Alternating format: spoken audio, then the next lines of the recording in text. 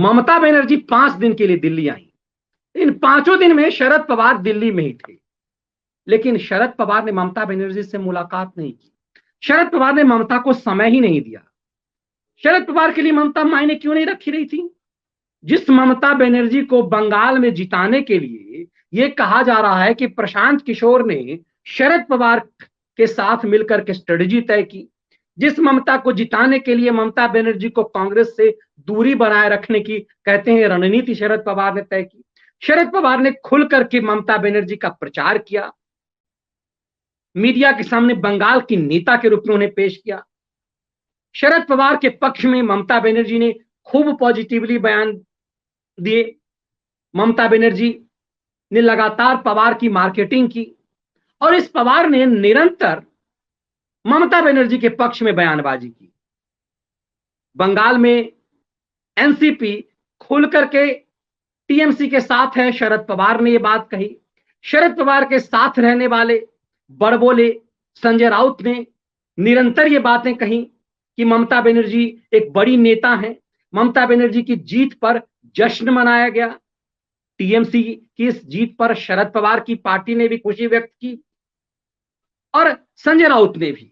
लेकिन दिल्ली में वो 5 दिन रही, शरद पवार से भी समय मांगा, शरद पवार से भी मिलना था, लेकिन पवार इतनी व्यस्त थे कि पवार लालू यादव के पास तो चले गए, लेकिन ममता बनर्जी को समय क्यों नहीं दिया?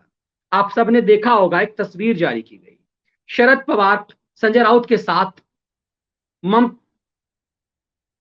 लालू प्रसाद यादव की बेटी मीसा भारती की जो सरकारी निवास दिल्ली में है, चूंकि मीसा सांसद हैं, तो मीसा भारती के निवास पर बीमार लाचार लालू यादव हैं। कहा जाता है कि लालू ठीक से बोल भी नहीं पाते। और कहा क्या जाता है, एक वीडियो कॉन्फ्रेंसिंग के माध्यम से जब उन्होंने जनता दल के नेताओं को संबोधित किया तो चीजें सामने आ गई। इतने दिनों से जमानत पर हैं लालू प्रसाद यादव, बिहार नहीं जा रहे हैं, बिहार की राजनीति को उनकी जरूरत है, लेकिन उस लालू प्रसाद यादव से कोई मिलने नहीं जा रहा था। लालू यादव की कोई ऐसी सार्वजनिक तस्वीर नहीं आई। शरद पवार जब उनसे मिले तब वो तस्वीर सामने आई कि कोई पहली बार कोई बड़ा नेता लालू प्रसाद यादव से मिला। तो शरद पवार के लिए लालू प्रसाद यादव से मिलने का समय था, लेकिन ममता बनर्जी से मिलने का समय नहीं था। इसे क्या मायने हैं?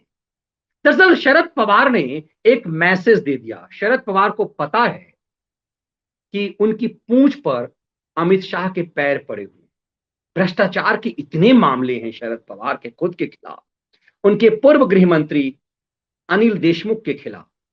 अनिल देशमुख तो जेल से जाने से बचने के लिए भागे भागे फिर रहे हैं। ईडी ने 3 बार समन भेजा है।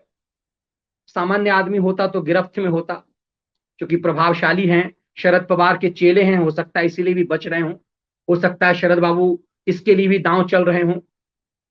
कभी हाई कोर्ट की आड़ में, कभी सुप्रीम कोर्ट की आड़ में ईडी के समन से बच रहे हैं। तो सीबीआई ने 12 जगह छापेमारी की, तो ज्यादातर निवास स्थल उन्हीं के थे। 6 पुलिस अधिकारी जो उनकी टीम में काम करते थे, चूंकि वो गृह मंत्री थे, तो पूरे महाराष्ट्र की पुलिस विभाग गृह मंत्रालय के अंदर में आता है। तो अनिल देशमुख के ऊपर दबाव है, एक तरफ सीबीआई की मार, दूसरी तरफ ईडी की मार। तो क्या शरद पवार को इस बात का भी डर है कि यदि ममता बनर्जी को नेता बनाने, ममता बनर्जी में हवा भरने के लिए यदि पवार कोशिश करते तो उनकी मुश्किलें और बढ़ सकती थी? अपना भी तो मामला है उनका।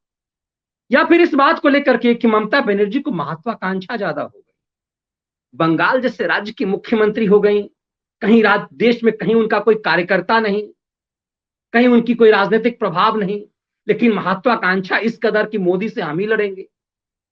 औकात बंगाल से बाहर शिफर, 0 सन्नाटा, लेकिन हम यूपीए के नेता बनेंगे।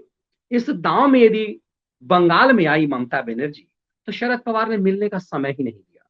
वो हाँफती रह गई, मिल ही नहीं पाई। और ममता बनर्जी मिली भी तो जिन लोगों से मिली सबके साथ उनका दुत्कार ही हुआ। एक तस्वीर आपने देखा होगा, मैंने सोशल मीडिया पर भी जारी किया, यहां पर भी आपको दिखाया।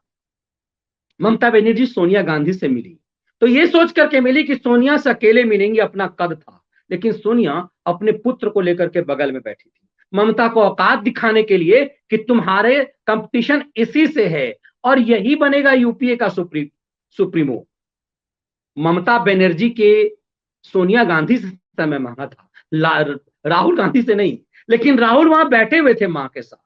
और जब एक तस्वीर जारी की गई, आपने देखा होगा सोनिया गांधी की का जो 10 जनपद का जो घर है, उसमें जो उनका बरामदा है उसमें सोनिया गांधी खड़ी हैं और दरवाजे से बाहर भी उन्हें छोड़ने नहीं आ रही है ममता बनर्जी को। ये दरअसल एक कटसी कहा जाता है कि आपके यहाँ जब कोई गेस्ट आता है तो आप उसे बाहर तक छोड़ते हैं। लेकिन एक तस्वीर यूं ही नहीं जारी हुई, वो तस्वीर मैं चाहता तो उसे दिखाता, लेकिन आप मेरे फेसबुक पे, मेरे ट्विटर पे, मेरे कू वाले साइट पे और इस पे भी है कि कैसे सोनिया गांधी के साथ बगल में खड़े हैं राहुल गांधी और पॉकेट में हाथ रख करके कैजुअली खड़े हैं। अब बड़े अपमानजनक तरीके से वो तस्वीर है कि ममता बनर्जी को भगाया जा रहा है। मैंने उसका एक कैप्शन लिख दिया भी था, चल निकल यहां से, बराया मेरे बेटे की राजनीतिक जीवन को खत्म करने के लिए। तो ये हाल हुआ। दरअसल ममता बनर्जी जिस ताम झाम में आया, जिस खैरातियों और खलियर खैरातियों ने उन्हें ये उम्मीद दी कि दिल्ली आएंगे आपको चमका दिया जाएगा, आप अखबारों में छाई रहेंगी, दिल्ली के अखबारों के फ्रंट पेज पर ममता की तस्वीर ढंग से नहीं लग पाई। टेलीविजन चैनलों से ममता गायब रही। क्यों? क्योंकि जैसा मैंने 2 दिन बताया भी आपको कि राहुल के ट्रैक्टर पर राहुल गांधी का विजय चौक पर प्रेस कॉन्फ्रेंस करना। अब देखिए कि पूरा सत्र खत्म हो जाएगा, ऐसी तस्वीरें आपको नहीं दिखेंगी। न राहुल संसद में बहुत सक्रिय दिखेंगे, न कोई दूसरा नेता दिखेगा। ये पूरी राजनीति ऐसा लग रहा है कि राहुल का ट्रैक्टर पर चढ़वाना, राहुल का विजय चौक पर प्रेस कॉन्फ्रेंस करवाना, ये तमाम चीजें ममता बनर्जी के खात्मे के लिए।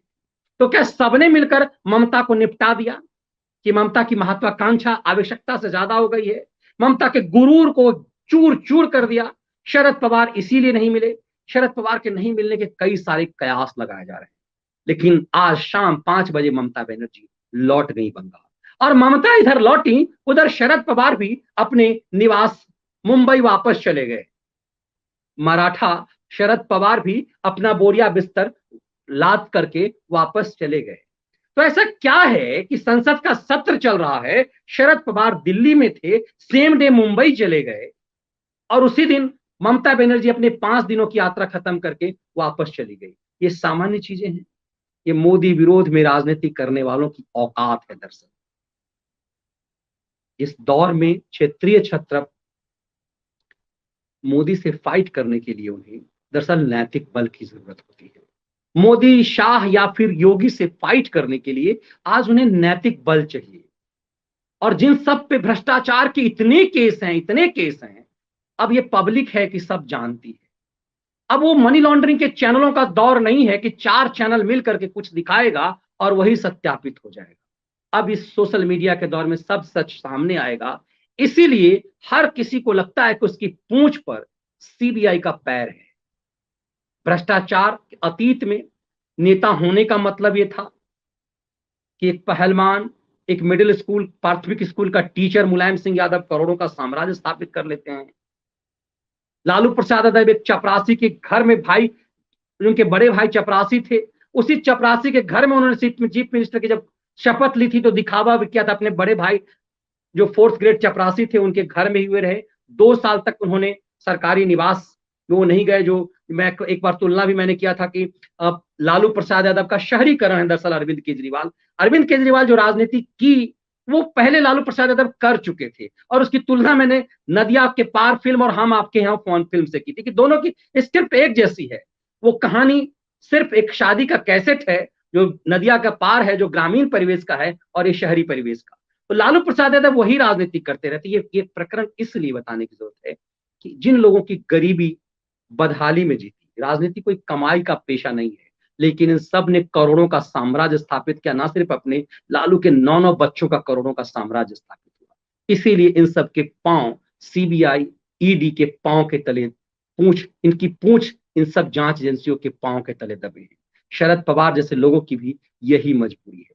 तो कई सारी मजबूरियां हैं, सिर्फ एक मजबूरी नहीं कि ममता बनर्जी दिल्ली आई चकाचौंध फैलाने, महफिल लूटने, लेकिन निराश होकर के गई और शरद पवार से उनका ना मिलना अपने आप में कई सवाल खड़े करता है।